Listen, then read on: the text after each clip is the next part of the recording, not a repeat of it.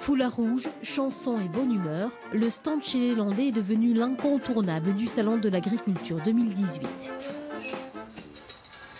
Après 15 jours non-stop à Paris, c'est le retour à la ferme pour Gilles Pécastin, producteur de porc. Il est l'un des 5 piliers de l'association chez les Landais. Dans les pins, il élève des cochons Label Rouge et le Prince Noir de Biscaye, une race qu'il a créée et qui a été dégustée dans le restaurant éphémère du stand. Avec sa production, c'est avant tout sa philosophie de l'agriculture qu'il a véhiculée à Paris, à l'image de Pepper, le cochon copain de la ferme, qui a sa propre page sur les réseaux sociaux.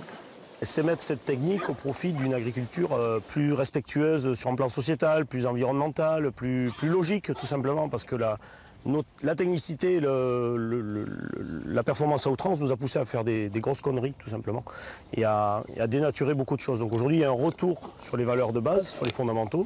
Des valeurs que Gilles Pécastin partage avec Patrick Larère, maraîcher bio. Ils ont voulu créer un lieu d'échange avec les consommateurs et les partenaires autour de leurs produits cuisinés. Mais cette année, le concept a été beaucoup plus loin, inédit sur le salon. On a pu mettre beaucoup plus de contenu cette année, avec mettre en avant beaucoup plus d'acteurs de notre territoire qui soient impliqués dans la culture ou dans la culture. C'est important aussi pour nous de mettre en avant la culture landaise. On voit surtout qu'on a créé beaucoup de bonheur, quoi. On a mis en avant des acteurs forts du département qui sont souvent un peu dans l'ombre. On les a fait parler, des associations, etc. Et ça, c'est vraiment... on est vraiment fiers de ça, quoi. La famille Laudet, producteur d'Armagnac, les canards de la ferme Brougnon et le chef Florent Carle sont les 3 autres piliers de l'association chez les Landais. Un succès qui a un prix, environ 150 000 € pour 10 jours de salon de l'agriculture. 40 000 ont été financés par des partenaires privés.